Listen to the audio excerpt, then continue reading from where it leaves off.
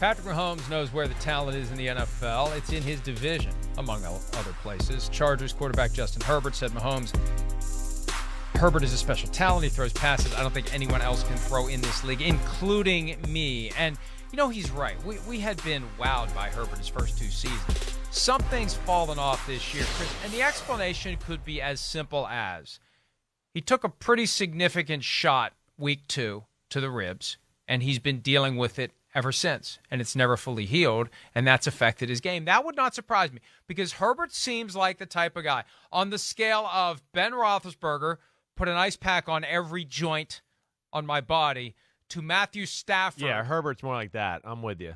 Yeah. If that's the range, and Stafford's at the other end of my entire body could be on fire and I wouldn't say a word to anybody. Herbert is on the Matthew Stafford end of the spectrum, where he could be in constant agony from that rib injury, and he'll never say a thing. He'll never miss a snap. He'll just keep going. He won't make an excuse, and it'll look like he's not performing like we're used to. But there it is. Well done. That's Coach, I got sore knees. Coach, my elbow hurts. Coach, Coach, I'm gutting it out. My shoulder hurts. Coach, I'm gutting it out. He's auditioning to play the role of the Stay Puft Marshmallow Man in the reboot of Ghostbusters, but I digress. So that may be the explanation, but it really is odd, because I think you and I both believed it's Patrick Mahomes and Josh Allen, clearly the top two, with Justin Herbert in that conversation, but below them. But now he's kind of faded, and I think it's simple explanation, Occam's razor. That rib injury has been bothering him. It's taken away from his performance, and it's hurt the way he's perceived as it relates to the top quarterbacks in the league. I don't disagree with what a lot of what you're saying. I don't. And yeah, I'm with you. You know that. Mahomes, Allen, all the way. Herbert, Burrow, Lamar Jackson, that next group. That would be to me. I mean, right off the top of my head, I'm probably missing somebody else in there. But those are five guys that I just feel like you put in any offense, they can make it work no matter what. And, we got injuries here and there. Oh, it doesn't matter. They make it work. That's where they're special, right? Herbert, Mike, when I watch them, I don't see anything to say that the ribs are bothering him. I'm sure they're not perfect. I think it's more about what's around him that's hurting him right now than anything. One, they had some offensive line injuries. So I think there is, a little bit of a, hey, let's maybe get the ball out of his hands quicker. But the offensive line, even with the injuries they've had, is protected really pretty well. It really has. Mike, my biggest issue with them is the offense itself. It's a lot of Drew Brees plays. And to me, that's great. I love Drew Brees plays, but you're wasting a guy that, like Patrick Mahomes is saying, can throw every pass in the world I can't even make. Now, Mahomes is really cool, and he has no ego, and he's like nice to say things like that about people all the time. I mean, nobody can make any throws. There's no throw on earth that Mahomes can't make. So it's a very nice thing of him to say. But, I mean, come on. He's being nice to Justin Herbert. Mahomes can make every throw and do it the same way. But that's where they're special. I think that's the point he's trying to make. But this is the problem right here, Mike. I think the injuries at receiver and the offense not calling enough plays down the field is the biggest issue with their team. Like last week here, we saw this. Last week they came out and took some shots down the field early. And I went, ooh, wow, right? I was saying that on the pregame. They got to do this. And to me, they're just not playing to his strength. And I think probably because of the injuries at receiver, that's hurt it a little bit. But I think the offense needs to open up. That's the biggest problem. Or else there will be a new coach in L.A. next year. Right. And of all the possible destinations for Sean Payton, how is that not at the top of his list? Exactly. Because you go get one of the best quarterbacks in the NFL, and you don't need to do – that's the thing. Hey, Joe Lombardi, you don't need to do – the Drew Brees plays with a guy who's 6'5" and can do everything that Justin Herbert can do. Remember how blown away Drew Brees was when he went to an off-season practice or training camp or whatever by Justin Herbert? I mean, the guy is a giant, and he's an incredible talent, and they're not getting enough out of him. And if it comes down to it, who's the blame going to fall to? It's not going to fall to him. It's going to fall to the coaching staff. And yes. I really do think there's going to be the potential for some turnover there in L.A. if they don't turn it around. And they are 5-4, but it is a very tenuous 5-4. It's a 5-4 fueled by games that they felt like they were trying to lose, that they somehow won. Yeah, you're right. It hasn't been impressive. There hasn't been a lot of like dominant football play to your point there. That's one thing.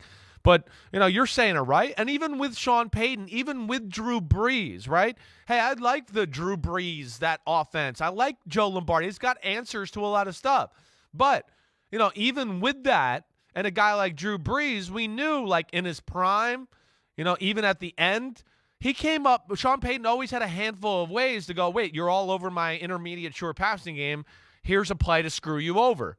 Drew, when I call this, it's time. Let it go. Or then he would bring Taysom Hill in to do it in some sort of, fashion. So that's where, again, I like the meat and potatoes of the offense. But the meat and potatoes of the offense is having a hard time right now because everybody kind of knows where the ball's going to go. Oh, it's going to go 5 to 8 yards right here.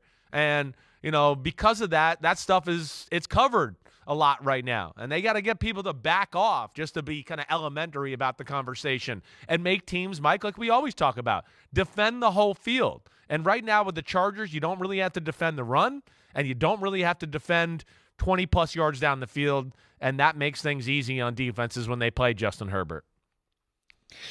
All that said, and I saw that the line's 5.5 in this one, and we'll do our picks coming up in the Joint Mega Picks podcast. But, boy, the Chiefs just have a different vibe. They have a different feel. Mm-hmm.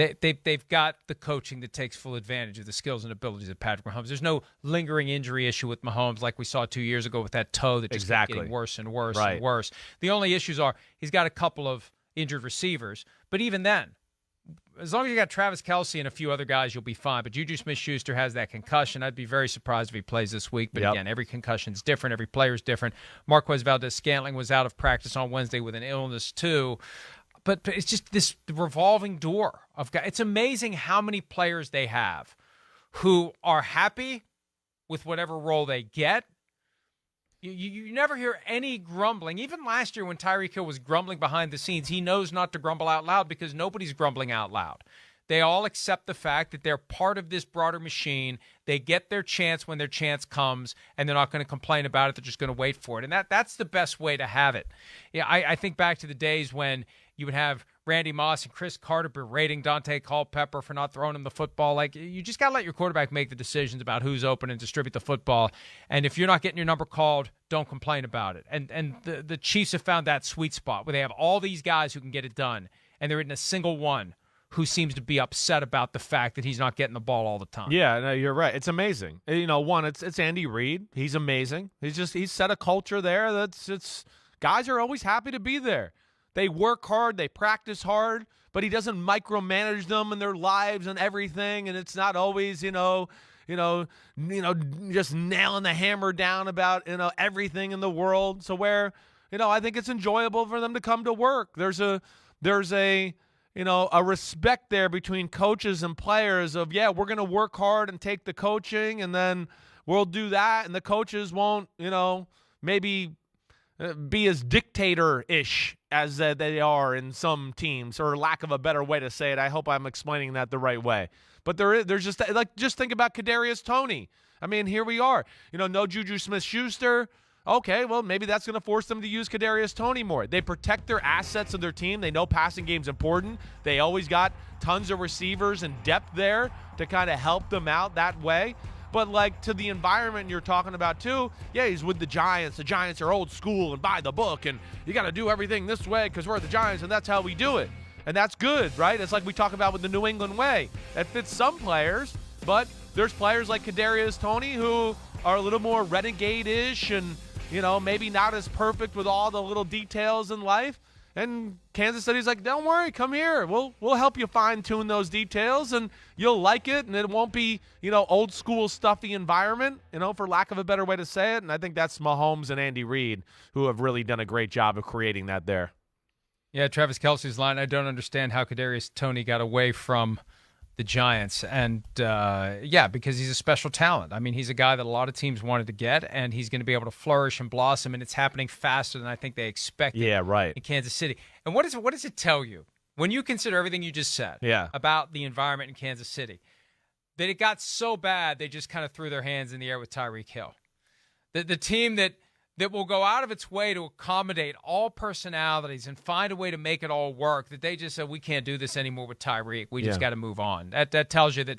And I really do think that he saw what Cooper Kupp was doing. He's like, I can do that too. I want the ball more. Get me the ball more. How's this guy doing all these things? I could be doing these things. I could set the records. And he was on pace to do so up until this past game when the Browns consciously decided to take him away and pick their poison and had everybody else burn them instead of the two guys on the outside. Right. He only had 44 receiving yards last week. Now Justin Jefferson's the one on pace to have 2,000 receiving yards. It flipped like that. You went from Tyreek Hill on pace to have 2087 to now Jefferson's on pace to have 2,000 and Tyreek Hill not. Mike, it's all change any given week. Yeah, you're right. We'll see where it goes. And then again, Tyreek Hill was perfect for what Miami wanted to do and what they needed for Tua and what they needed for the Mike McDaniel offense. It wasn't a necessity for Kansas City.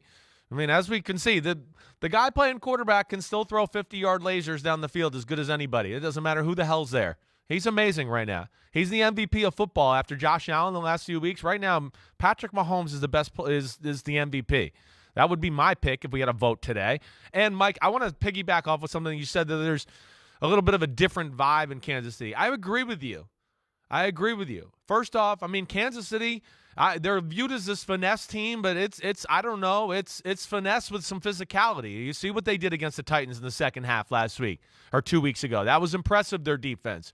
Offensively, too, even in that game. Nothing was pretty. They just get it done. And they got more things to defend him, in my opinion, this year. There's more screens out to receivers. There's more speed sweeps and reverses to McCole Hardman and Kadarius Tony. And the other thing that puts them over the edge, in my opinion, there actually is a semblance of a run game this year where you can't just disregard it. And this Pacheco kid, he's a sledgehammer. So he's actually given their offense some toughness and an element where I do think teams, even last week, Jacksonville was like, damn, he's running up the middle for 10 and 12 yards on us. We actually got to play run defense here. We can't just play the big play pass defense the whole time.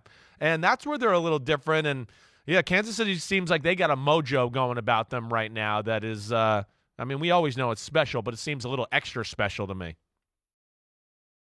Hi, I'm Mike Tirico, and thanks for watching. Make sure to hit subscribe for the latest news and highlights from NBC Sports.